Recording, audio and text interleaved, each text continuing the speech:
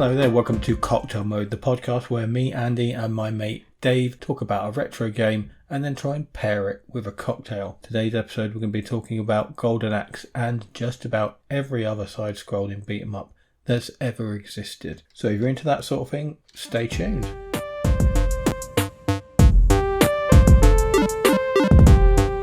Right, so Golden Axe, mate. Yes, Golden Axe. You chose Golden Axe. I did. Why did you choose Golden Axe? Because I love Golden Axe. It's a very, very early arcade memory that I've got. But actually, I say very, very early. It's not that early. It's 1989. Yeah. Which puts it around about the same sort of time as things like Final Fight, where I thought it was much older. I thought it was older too, but we'll come back to that later. I think what it is, I think Final Fight isn't as old as it is. Right. So I think of Golden Axe, I think probably just because I didn't play it for a couple of years. I played Golden Axe probably quite early on when it came out. But yeah, I loved it then. Still love it now. You know me, I've always been a big Dungeons and Dragons fantasy roleplay kind of person anyway. So an arcade game in that kind of setting, instantly hooked. Loved it. But also I love the style of the game as well. Like the setting it's never really jokey. It's quite dark, quite a grim world it's set in.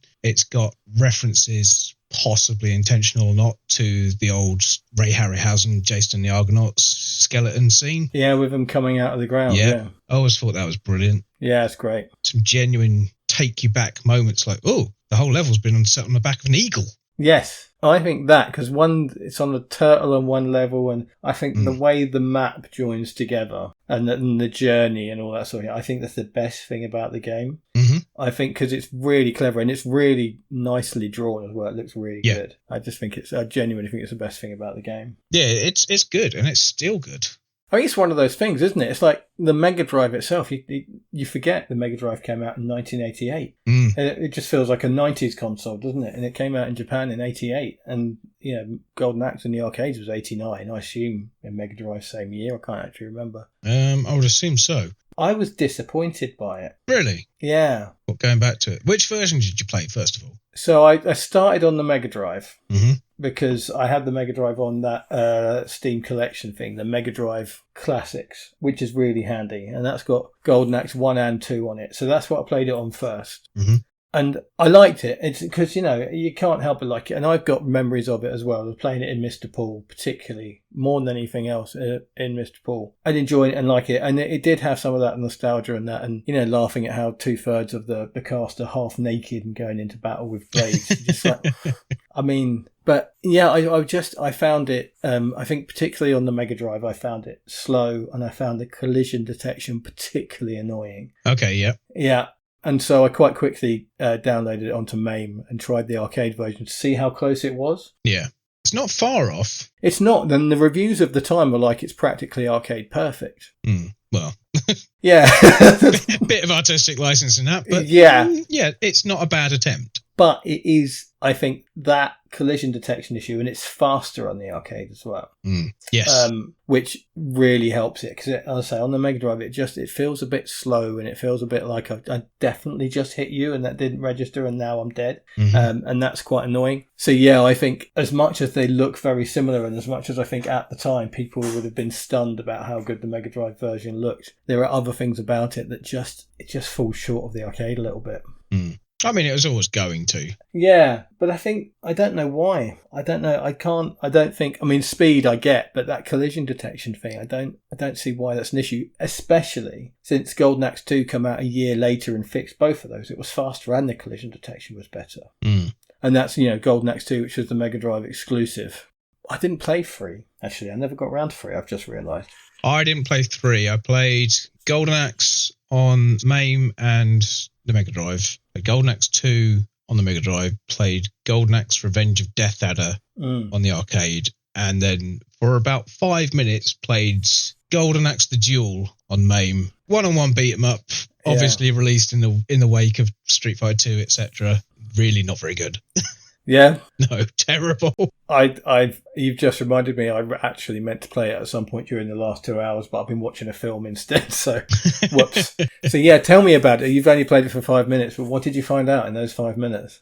I don't think it knows what it wants to be. I couldn't to be fair, I didn't really look up any sort of special moves or anything like that. Just kind of tried fireball moves, Street Fighter base moves, and I accidentally triggered a couple, but nothing like very good. Yeah. The AI opponents always seem to be able to block. Oh, okay. Whatever you're doing. ESP defending. It could just be that I was rubbish at it and didn't give it enough time, I think which is quite fair. possible. No, I think you're right. I think in shit beat 'em ups quite often they completely sort of overpower the defense of your opponent because it makes it last a bit longer, doesn't it? But yeah, I really enjoyed Golden Axe Revenge of Death Adder. That was very interesting. I was impressed with that. I think that's definitely the most polished. I mean, I've mentioned it before, and you full know I always like to play as female characters, and the only female character in that is half a horse. A centaur. She is a centaur or a centress. I wonder if there's a difference. I don't remember in any sort of. You're right. I mean, my Greek mythology is basically Jason and the Argonauts as well. Yeah, not even the original version. Like literally the Harryhausen version. Yeah, no, absolutely. Yeah, I'm not talking. We're not talking about the fucking Iliad here. I mean, we're talking about Ray Harryhausen, and so it comes to that. But I don't remember ever seeing Clash of the Titans. Yeah, and all those the Sinbad movies are fantastic. I love beautiful things. It never happened to me. It never occurred to me. But apparently, if you stand still in an area, the skeletons come out of the ground. If you just wait long enough. They just, whether that's, I can't remember whether that's Revenge of Death Adder or whatever I've heard it on. And certainly on one of the games, apparently, if you just stop still and don't do anything for ages, skeletons start coming out of the ground, which is really cool. Yeah. Just to give you a bit of a G up and get the fuck on with it. Yeah. There's a fantastic game, fairly recent, Tower of Monsters, possibly. Does what it says on the tin. Yeah. It is. No, it is. It's Deadly Tower of Monsters. That's Deadly Tower of Monsters. I've got to have a look at this. It's a roguelike where you're trying to make your way up a tower of monsters, and they've done the graphics so they look like they're stop motion animated models. Oh, awesome! It's very cool. It's good fun, and you'll pick it up cheap now. And the graphics are fantastic because they really do. They just look like stop motion animated models. Absolutely stunning game. Really, really cool. Can't remember the name of the company. But that's Atlas. I think that's the publisher. Ace Team. Ace Team. That's exactly who it was. Yeah.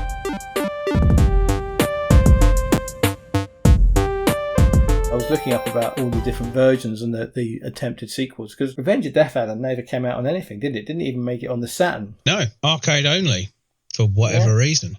And it's not, it's a good looking game. It's obviously much better looking than Golden Axe, but it's not anything that the Saturn couldn't have handled for sure. No, there's no, certainly there seems to be no technical innovation in it that would preclude it from coming out on any home system. No. It's a very odd one because it's never been re-released on anything either, has it? No, I don't think so. It's odd that it hasn't because the amount of, like they did a Mega Drive Mini, they did the amount of collections they released on the PS2 in particular was ridiculous, and it's never been, I've never seen it on any of them. Well, probably from the PS2 on, it's always been possible, and I'm amazed they've still never done it, to have like commercially produced emulation. Because the PlayStation 1 had like Capcom Generations, which was just the arcade versions running in a sort of self-contained emulation environment. Yeah. So why have they never even done that? It wouldn't cost them anything to develop. No. Well, even to license it to people like Evercade. Yeah. Because that's all that is, just an arcade emulation on the cartridge. Nothing particularly technically complex about it. Yeah. It's all on the cartridge, not on the thing, and it,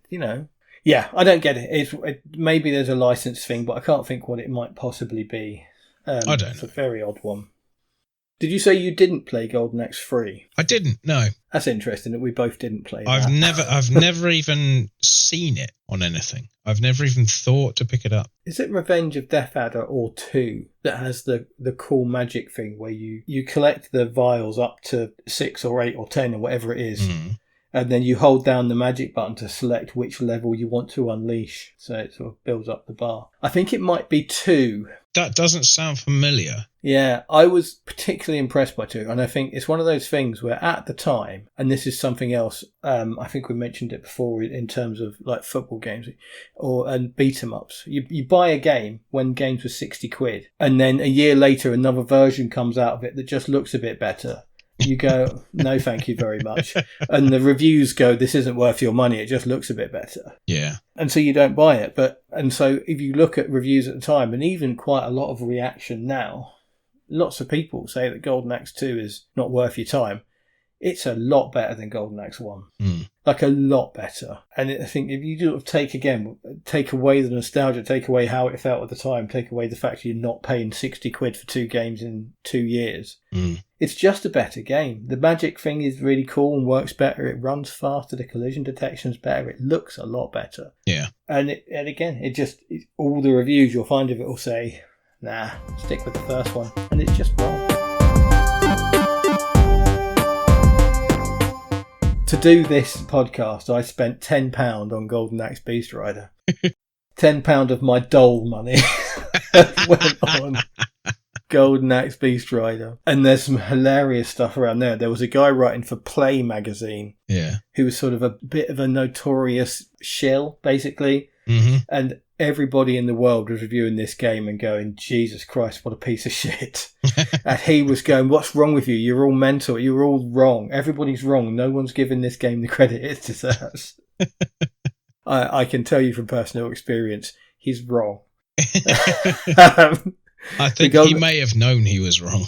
Yeah, Golden Axe Beast Rider was, I think, 2008 on the PS3 and Xbox. Didn't even come out on PC. Yeah. Single character, 3D, beat 'em up. Couldn't even play multiplayer.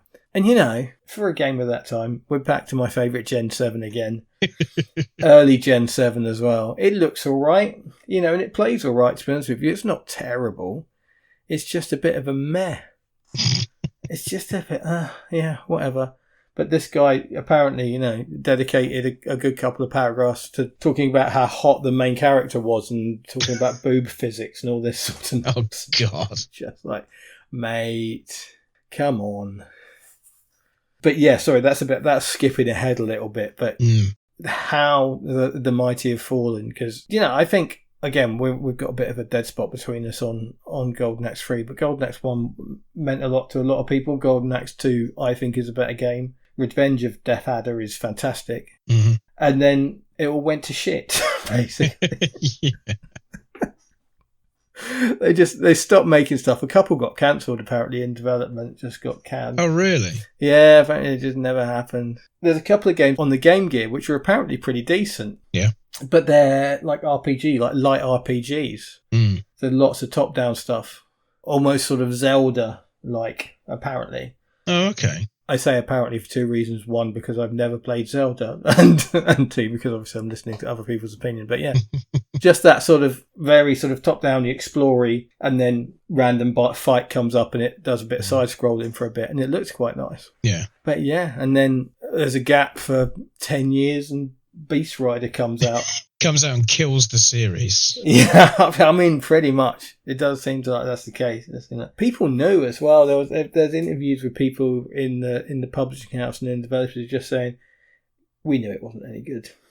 We were just under pressure to put something out. It was really sort of in the early days of the PlayStation, it was quite well hyped. And there's a lot of sort of showing it off and doing a lot of that kind of promotional activity, and it was getting a lot of attention. Yeah. But then it took ages to develop and ended up shit anyway. I was just looking at the people who made it, a company called Secret Level Incorporated. Yeah. Who were eventually bought out by Sega and turned into Sega Studios San Francisco.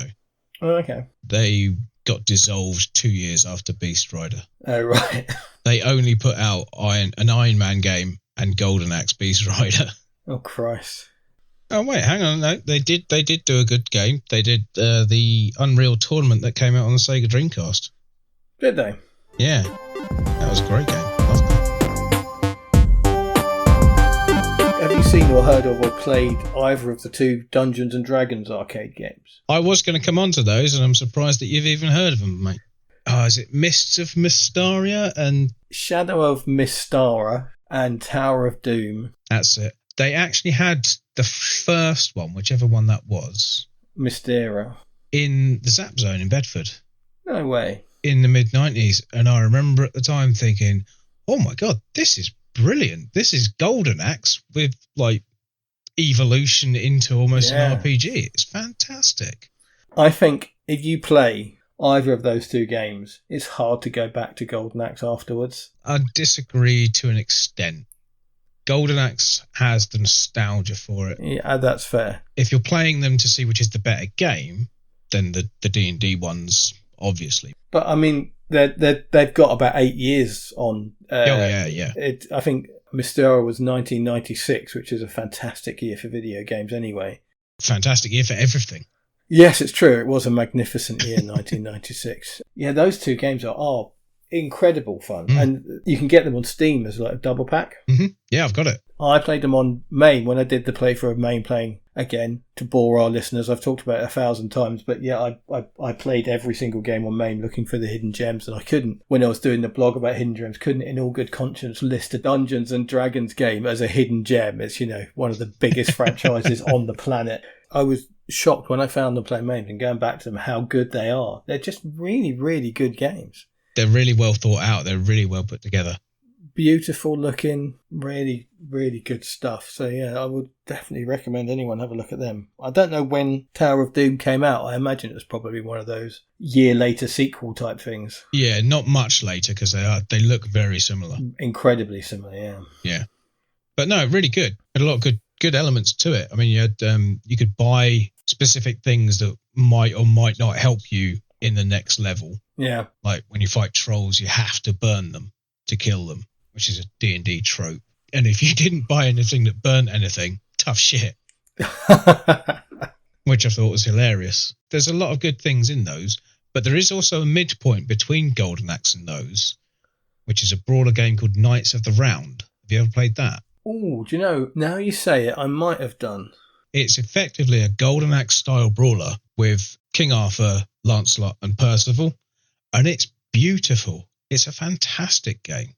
That makes me think that what I'm thinking of is the right game, because that's what comes into my head is beautiful graphics. Yep, yeah. Really, really good. Like, let's take Golden Axe and really, really make it good. Looking at it, that is a stunning looking game. That's 1991. That's only 2 years after Golden Axe came out. And It's stunning. That is a beautiful looking game. Jesus. I remember playing that and thinking, wow, this is fantastic. This is like Golden Axe, but much, much, much better. I've not mentioned, actually. I meant to mention earlier, there's a game on the PlayStation 3, maybe on the 360 as well, may even be on PC, I don't know, called Dragon's Crown. Okay.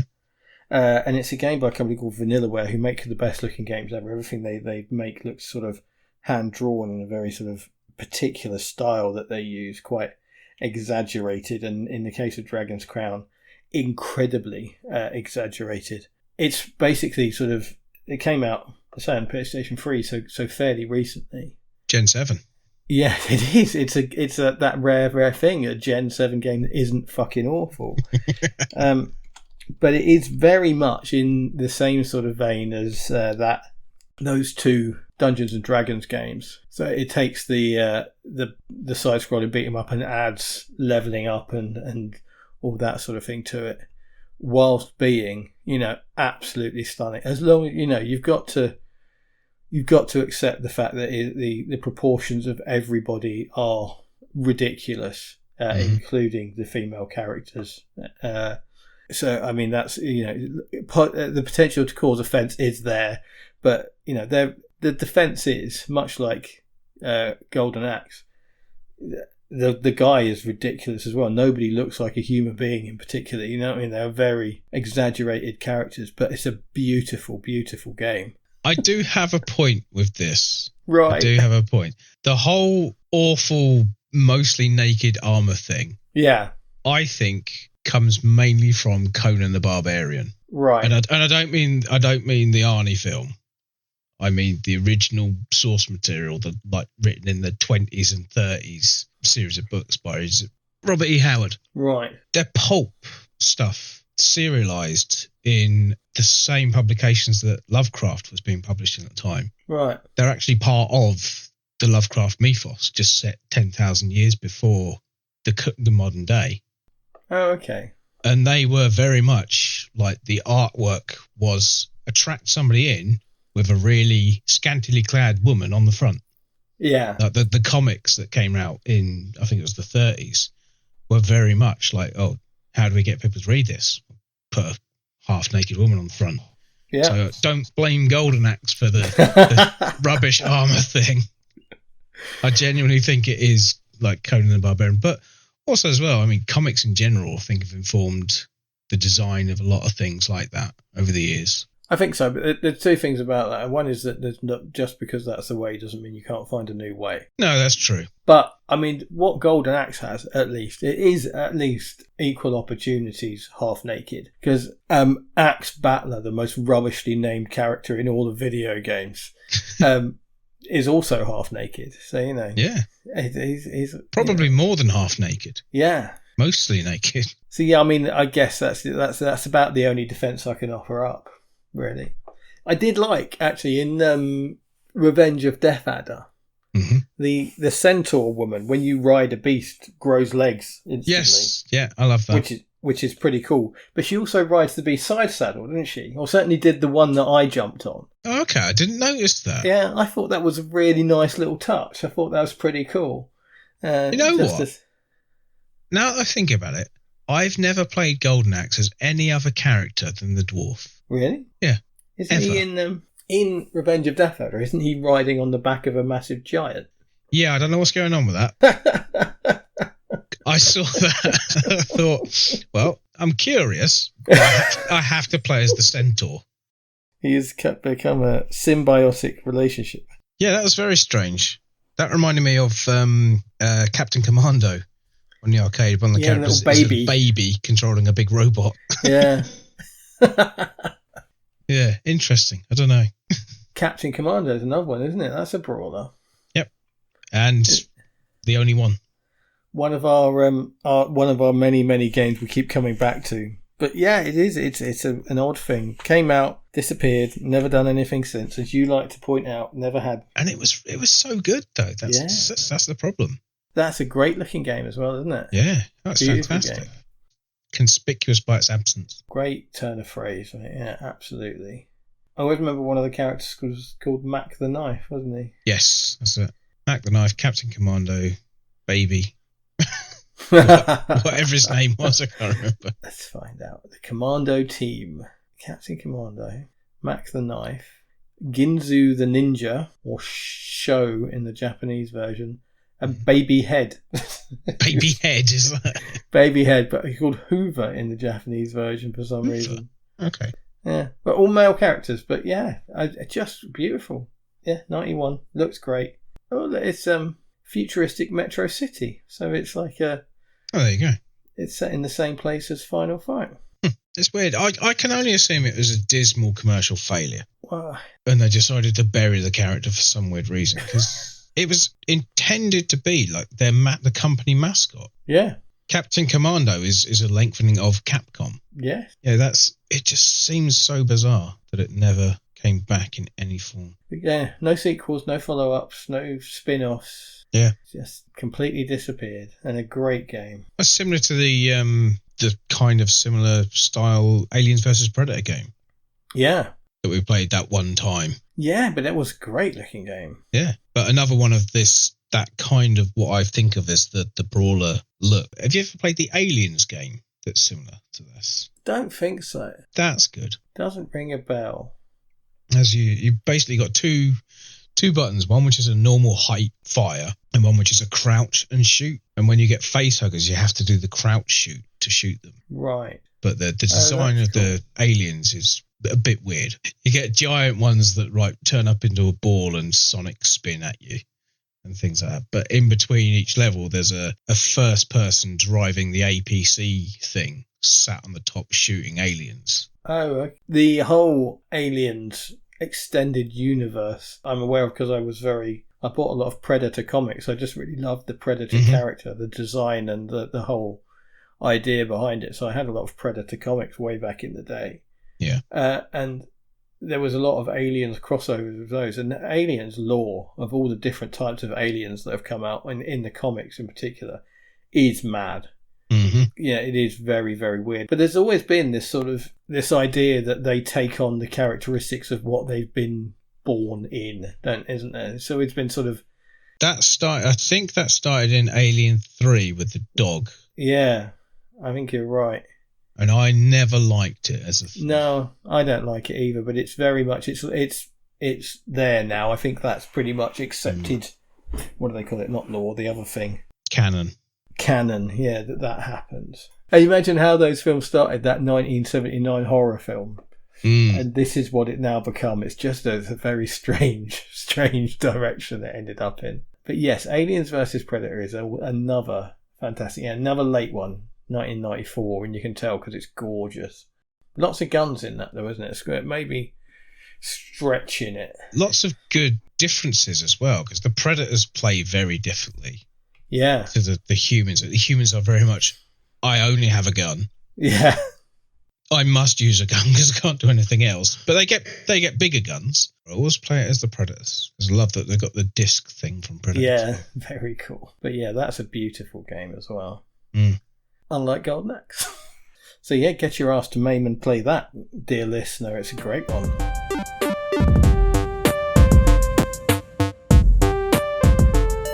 Two years prior to Golden Axe, Double Dragon came out. Yes. Right.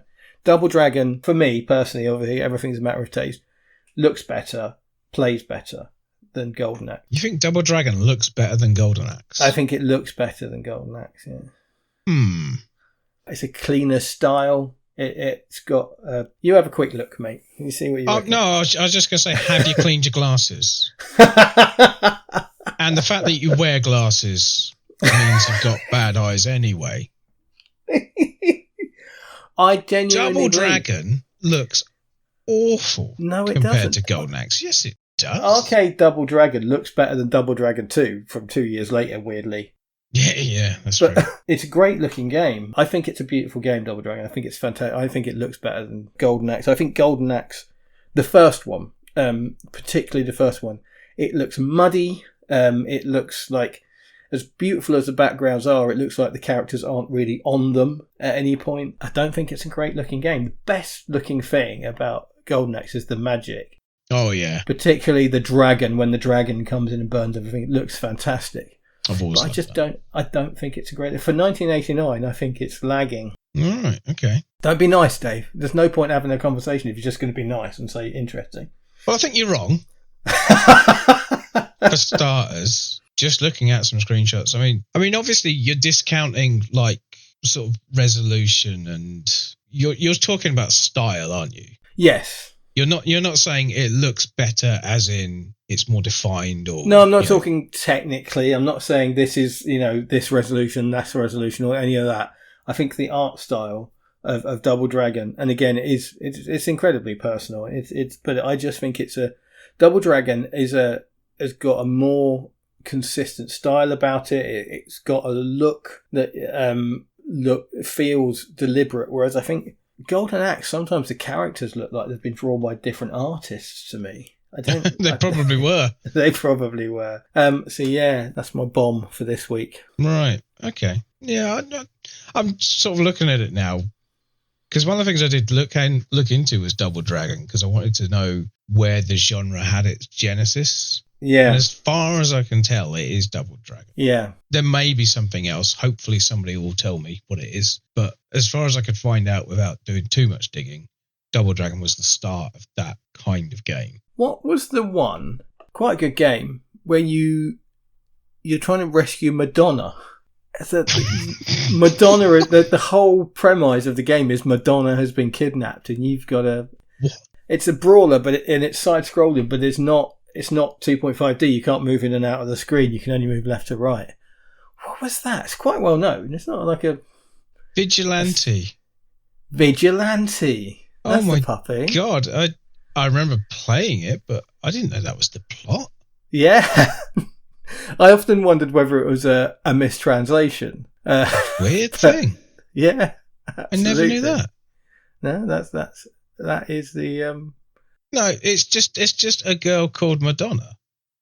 Well, that's the thing, but in game it says Madonna has been kidnapped. You have to rescue her. Yeah, that's just her name. It's not, but not Madonna.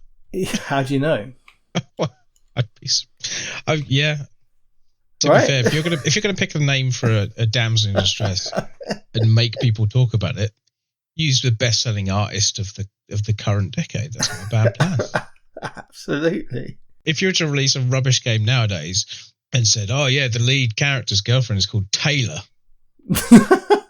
kind of the equivalent. Also, Vigilante's not rubbish. Vigilante was really good.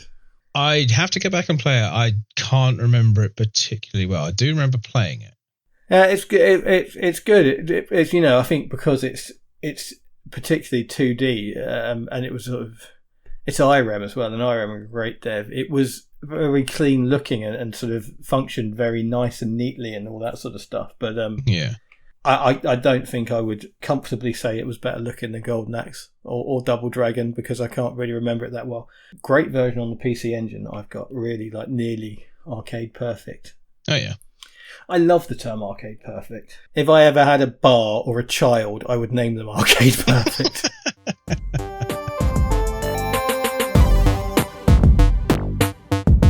Did you have for your Amstrad, did you have Renegade or any of the Renegade games? I had Target Renegade. Oh, what a game that was. That was good. That was a very good game. Here's another one. I think Target Renegade, if my memory serves me right, has got to have come out at about the same time as Golden Axe and is a better looking game. On the Spectrum. Are you saying the Spectrum version of Target Renegade is better looking than the Golden Axe version in the arcade? I mean, I wouldn't. That's not a hill I would die on, but not a yes or a no either. In my mind, the Spectrum version of Target Renegade was particularly good looking. I do remember Target Renegade on Spectrum. It did look quite nice. Yeah. It's one of those very minimal colours but quite nicely defined characters, wasn't it? That's what the Spectrum did really well all the time was exactly that. But yeah. No, I can't. No, I'm looking at pictures now. No. No. It's a cool looking game. Have you seen Golden Axe on the Spectrum? I haven't, no. Have yourself a Google. They've picked a style for it. And, I'm sure there are people who hate the style. I think it looks great. Oh, wow. That's quite colourful, actually. Yeah, I mean, there was a lot of attribute clash, but they've given all the characters sort of an individual black background. So when there's a lot of characters on screen, it can look absolutely atrocious. Yeah. But for the most part, I mean, it looked great for a Spectrum game. Shit tons of colour. It runs really quick as well. Runs really well. I'm really impressed when I saw that. I might be keeping an eye out for that one. Yeah. One of those games I just always assumed was shit. Oh, I like it. This looks genuinely good. Yeah. A little bit ridiculous, but yeah, not bad. Yeah. I mean, I never played it. I never had it on the Amstrad. I think probably before it had a chance to come out, I was already looking to have a Mega Drive. You're right. That would tie in, wouldn't it, with the dates of them, of the game and the Mega Drive. I'm just having a look at the Amstrad version. That looks really nice as well. Yeah, I played it on the ST, and the ST version was really good. Yeah, I can imagine. It should be, shouldn't it?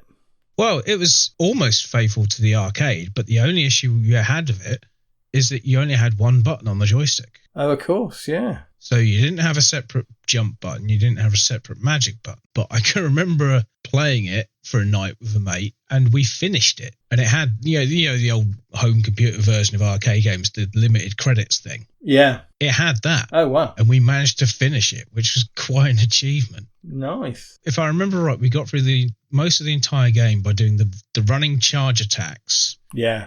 And when you do a running jump, you jump higher, and then you do like a downward spike sort of move. Yeah.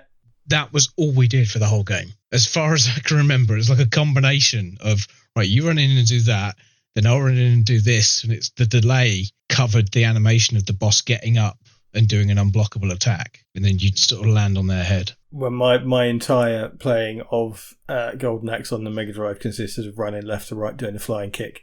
It's just, as I say, and I'm not exaggerating. I genuinely think it's some of the worst collision detection I've played on the Mega Drive. Certainly on a 16-bit machine, it's as bad as some of the old 8-bit machines. It's just so frustrating. I did have a habit on the arcade of just doing the roll. Yeah, like press both buttons, do the roll thing. It just used to constantly line it up because everything's trying to maneuver itself to get behind you. Yeah. So yeah, all right, okay, I'm going to hit this guy and then just whack, done. Bring it do on. The other guy. It's like on Double Dragon, the elbow move was overpowered, wasn't it? If you got, once you had some practice on the elbow move and got that what's lined up, that was your ticket to the end of the game right there. Yeah, I can remember doing that a lot and desperately trying to get the weapons as quickly as you could.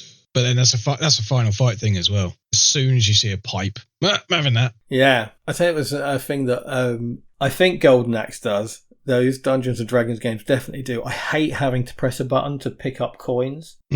Coins should magically warp into my pocket. Right. Yeah. Weapons, yes, absolutely. You should have to press a button to pick up a weapon. Mm-hmm. But coins should just warp to you. You shouldn't have to press a thing to pick up coins. It bugs the fucking life out of me. No, that's fair. I get that one. But sometimes that's put in there as a distraction, as an extra thing. And I think in the Brawlers it is an intentional thing, because if you're just about to time it perfectly to punch someone in the face and you bend down and pick up 20p and get punched, then that's going to piss you off and you're more likely to put some more money in when you die. And let's not forget what arcade machines were for. I'm going to tell this story again because the early episodes of our podcast are quite hard to listen to. So I once played a game of Golden Axe in Mr. Pool in Bedford, the best and also the most stabby arcade in Bedford. Which is already quite stabby as towns go. As a town. But yeah, I stole someone's credit playing Golden Axe and I was absolutely mortified.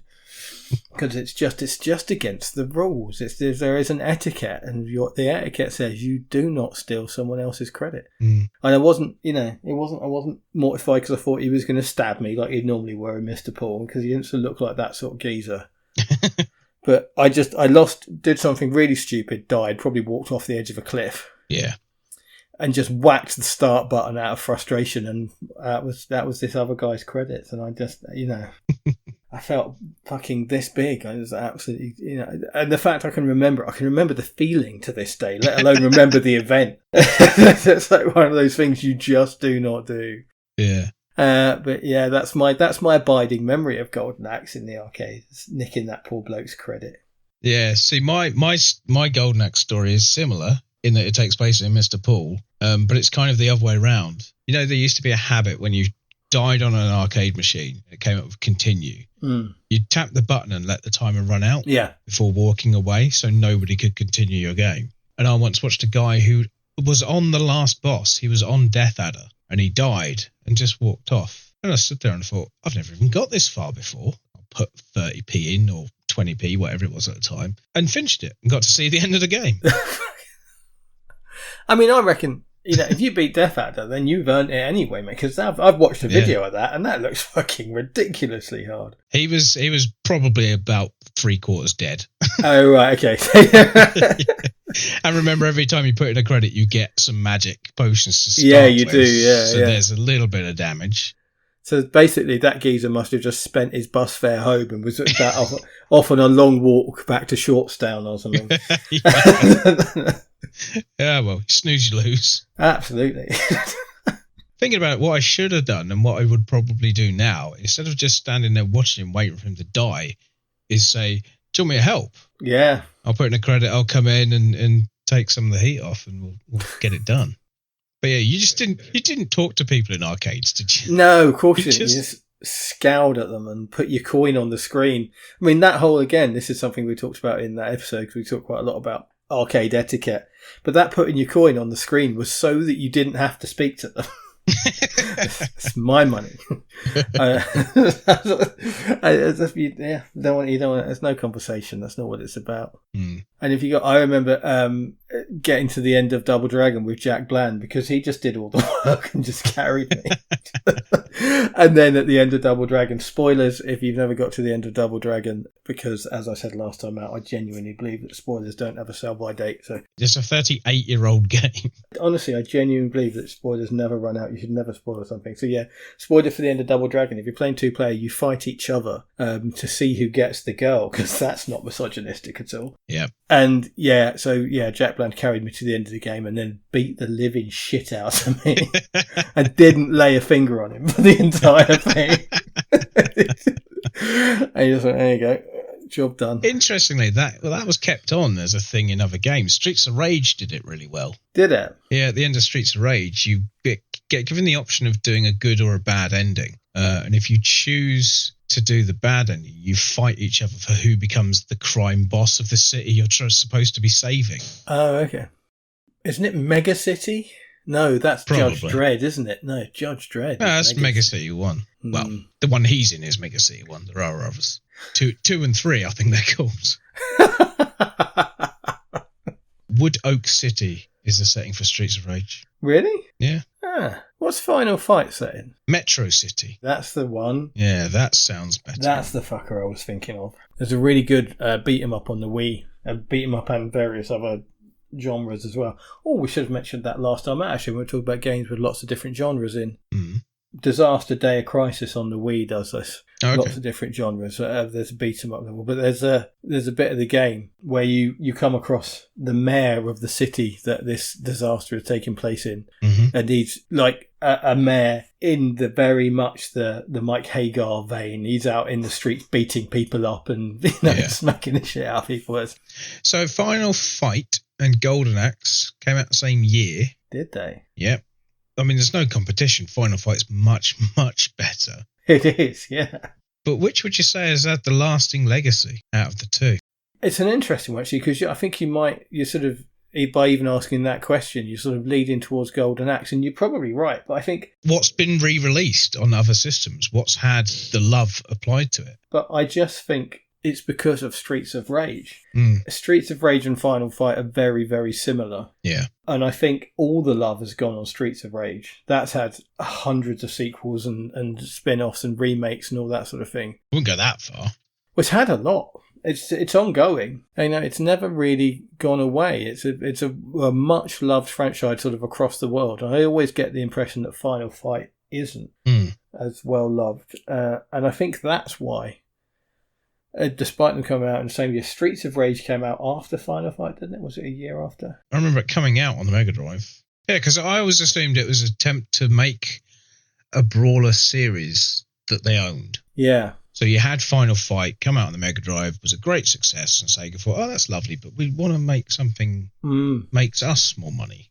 So we'll do that better, much, much better as it turned out, and make a lot more money off of it.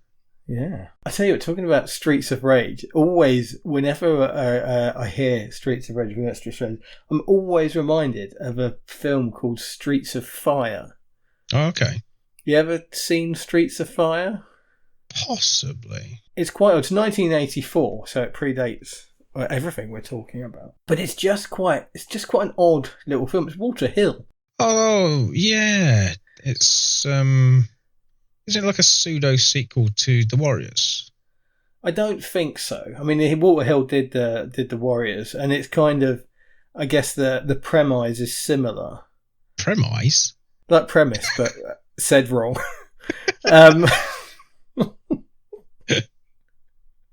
It's got Rick Moranis in it. Yeah, it's just such an odd little film.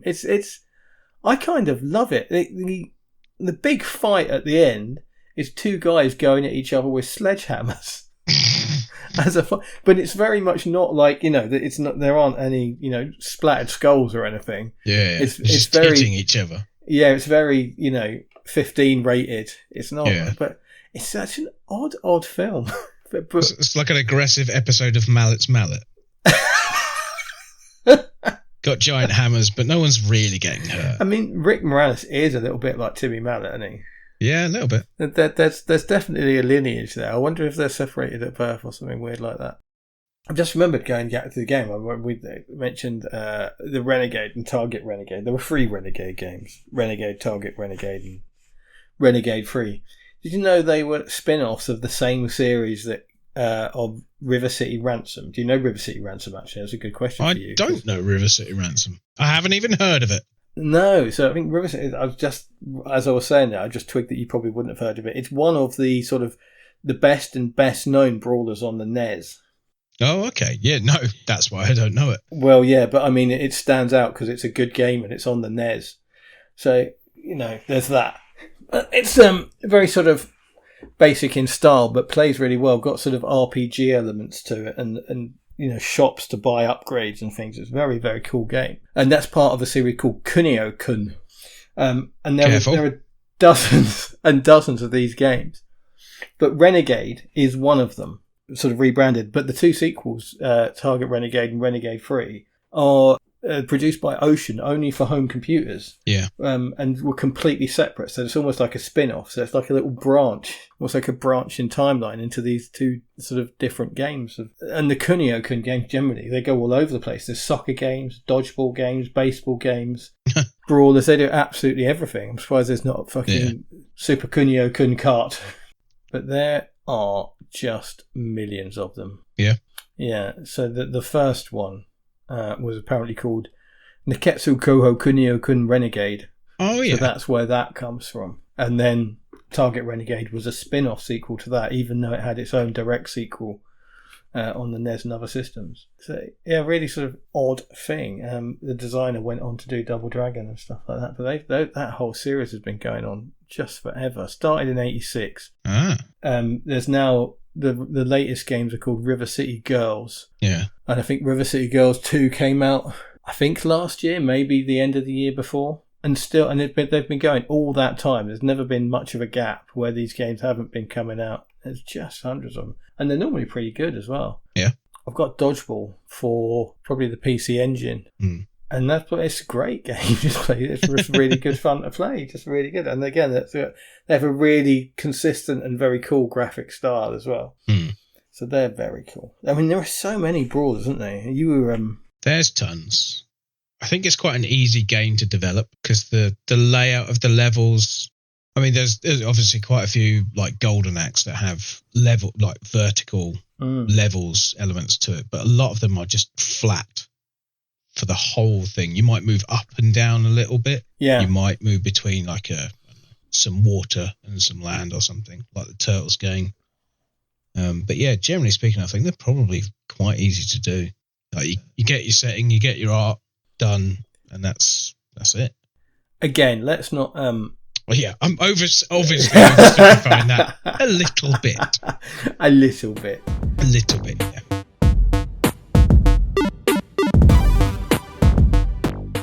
I think there was another video game, another brawler type game, but completely unrelated, also called Vigilante. And the internet isn't helping me out. I remember specifically playing a game, weirdly, exactly where as well. I remember playing it in Blackpool in an arcade. And it was a brawler. And I remember you could, when you were getting your face kicked in, you could sort of dangle off the edge of the platforms or wherever it was you were on. And stamping on your fingers was a move that could be done, or you do that to the other characters as well. And I remember as well, you could pick up guns and weapons, and among them was a gun. It was like Vengeance or something like that. Vendetta? That's the motherfucker. Yeah, that's it. There we go. Ah, mystery solved. That's a game that I remember particularly because it's the first game like that, like a brawler where you could pick up a gun and shoot people. Sort of, as you know, picking up bits of pipe or picking up whips and all sorts of other weird shit and daggers. But that's the first one I remember being able to pick up a gun. And I remember there was a shotgun in particular that was pretty brutal. Did you ever play Gang Wars? No, not one I know. I did play Gang Wars. I remember that being very good. I don't know off the top of my head when it was, but I feel like it was a few years into the genre. Yeah. I can't remember where I played it. I think it must have been on holiday somewhere. It wasn't a game I played a lot of, so I don't think it was one that was in a local arcade. It came out the same year as Golden Axe, 1989. Really? Yeah. Wow, because that looked so much better. So you're coming round to what I'm thinking, aren't you? It really did as well. That's a great looking game. In my mind, Golden Axe came out before a lot of these other games. And when you start to look it all up, they all came out at the same time. Yeah, it did. What about, there's a really great one. Again, going back to the main thing that I found. 64th Street. Oh, okay. A detective story.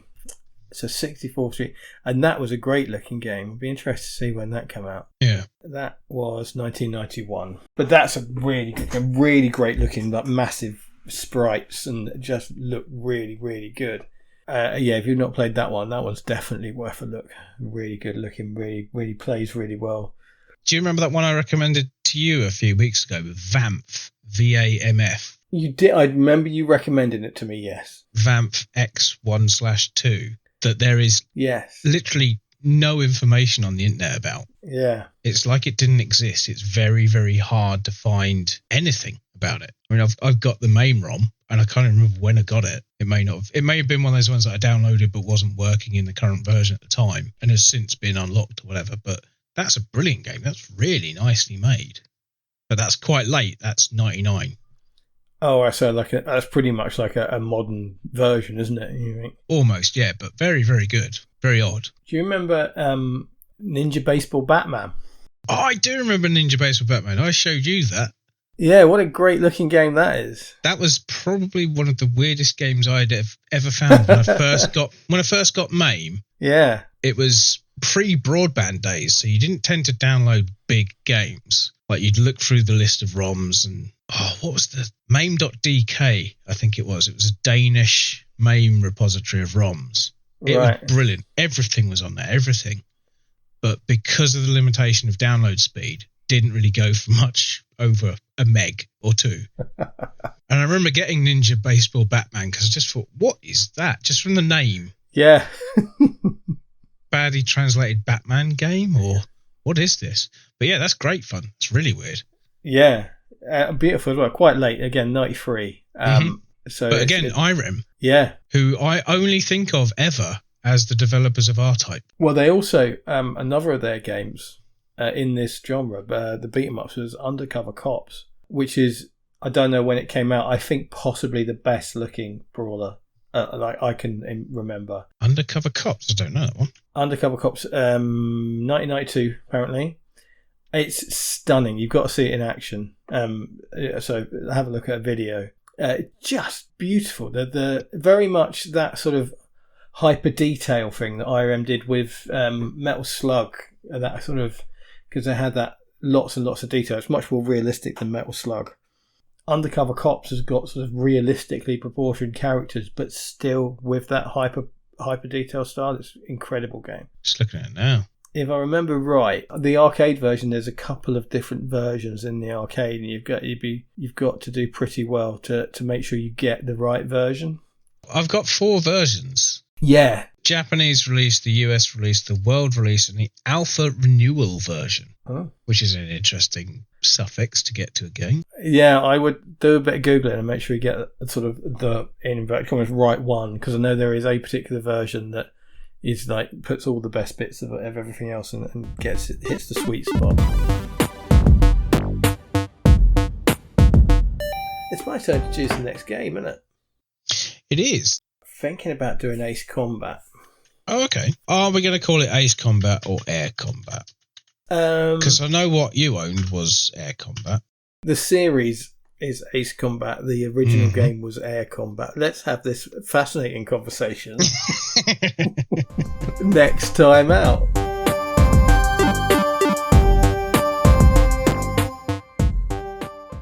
Let's do cocktails, my friend. So, yeah. Tell me, you chose Golden Axe. I did. What did you choose for a cocktail to go with Golden Axe? One of the biggest memories I've got of Golden Axe is the dragons that you ride. Yeah. I love them. I've always thought they're one of the best features of the game. There's the weird fucking Protoceratops thing with its beak and its tail slash. It's a cockatrice. No, Protoceratops, it's a dinosaur without the horns. It's a cockatrice. Whatever. It's a cockatrice. It's not a cockatrice. Cockatrices don't look like that. It's a cockatrice. That may be what they call it, but that's not a cockatrice. Okay, that's some sort of weird parrot dragon that has no name. The guy who designed the game also did Altered Beast, which also has a cockatrice in it. I hated Altered Beast. Yeah, awful game. I've never liked it. No, me too. It's that one of, again, and I hate the term overrated, but I do. It's one of those games you look at and go, why do people like this? Yeah, it's this bad. Is bad. This is a bad game. Mm-hmm. Yeah. I'm with you, mate. I'm with you all the way. Anyway. Good. Yeah. So love the dragons, and in particular, I really love the red one, or pink, that shoots a fireball rather than do the flame at your feet. Yeah, no, he's definitely the best one. Yeah. Or she, I guess. They. So I particularly wanted a cocktail that had fireball whiskey in it. Oh yes, the cinnamon type whiskey. Yes, which is what you mean, yeah. Lovely. I love it. I've had it quite a few times, more often than not mixed with something, but yeah, on its own, it's a nice shot to have. It is tasty. So on the Fireball Whiskey website, I found a cocktail, in inverted commas, called the Fireball Smash, which is 1 part Fireball Whiskey, juice from half a lemon. I know, not my normal thing. A splash of simple or cane syrup and some fresh mint. So it's not complicated in any way whatsoever. No. But it's the theme that I wanted to go for. I really wanted to get something that was related to the game. You're right. Those ride-on things, again, I think this is one of those things. Comes back to my disappointment with the Mega Drive version, is because they're a bit rubbish on that. Again, because the collision detection's a bit crap. Yeah. On the arcade version, because I think they move quicker and the collision detection, they're just, you want to get one, didn't you? You just that's a lot of parts of the game you can't do without them. Yeah. But I was going to come on to at some point as well. Revenge of Death Adder. They're fucking brilliant. A praying mantis that breathes fire. A giant scorpion that electrifies with its tail. Yeah. I remember the first time I started playing it, I may have like, what? Who designed this? I love it. It's brilliant. A praying mantis as a mount is just the coolest thing in any game. Yeah. I love that, because that's like in level 2 you see those, isn't it? So it's one of those things where you play it and you're like, yeah, so far it's obviously better, but yeah, whatever. Yeah. And then, yeah. And then you get on a fire-breathing praying mantis. Just genius. The cool got turned up to 11. How can we make this ridiculous game more ridiculous? Well, wait for it. We're going to have a centaur riding a praying mantis that breathes fire. You just see the guy in Sega going, right, sold. Yeah. That's it. Have your money. Take your money. Take it. Take all my money. Love it. That's a great shout. Well, it's fairly simple and straightforward, but Golden Axe is a fairly simple and straightforward kind of game. That riding of the creatures was kind of almost the USP of Golden Axe. It was the sort of thing. They're a big part of it. You can get on one. I think it's in the second level, and ride it the entire way through the level to the boss. Yeah? If you don't get knocked off it and it runs away, which is far too easy. Yeah. I ddid love in Revenge of Death had catapults that you get access to as well. It's just a knee-high catapult that shoots like a head-sized ball in a dead straight line. Like, I'm just going to leave this here. Yeah, I'm with you. Great. I thought the way you mounted it looked a little bit odd, but other than that, it's brilliant fun. Really good. I like that choice. I like paying respects to the dragons, because I think they were a massive draw of the game. The unsung heroes. Yeah, the PlayStation 3 game is called Beast Rider, and it is a huge part of the game is riding the beasts in that as well. Mm. And as much as the game isn't great, they move brilliantly. Then they're quite cool to use as well. So yeah, that's again another thing. If you can pick it up for cheap, I still think it's worth a look if you're a fan of the game. Mm.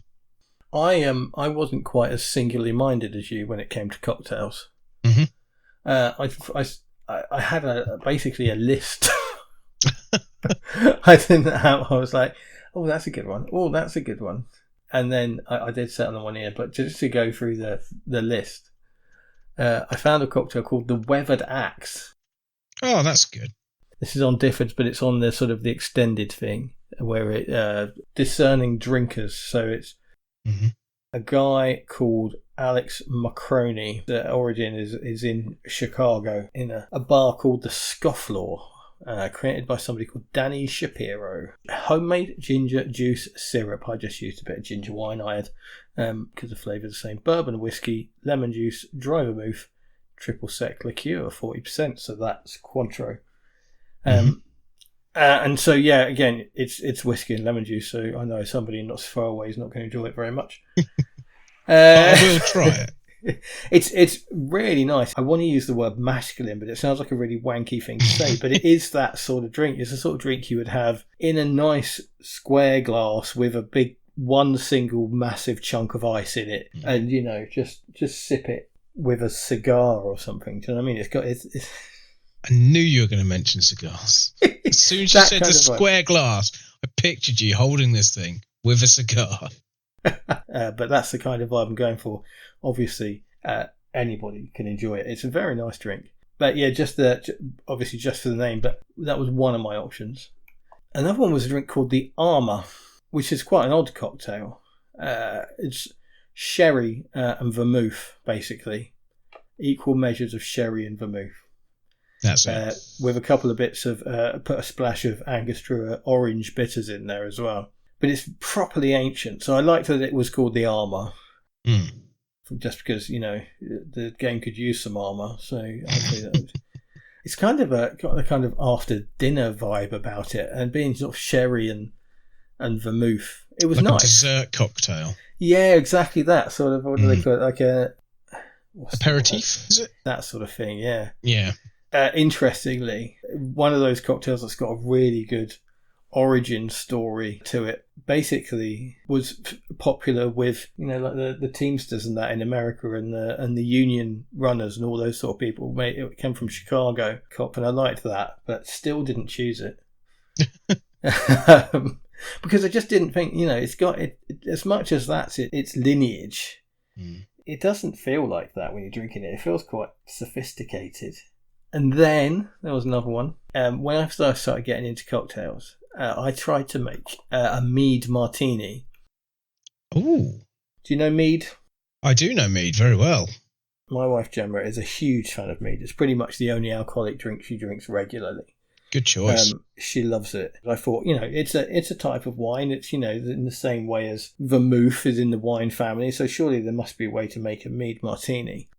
So I tried a few ways and it was all right. Didn't blow my socks off. But again, on the discerning drinkers part of Difford, somebody else has tried. Yeah.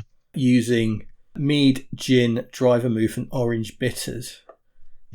I can see that working. I still think I would probably, if I can get a good one, I would go with vodka rather than gin, personally.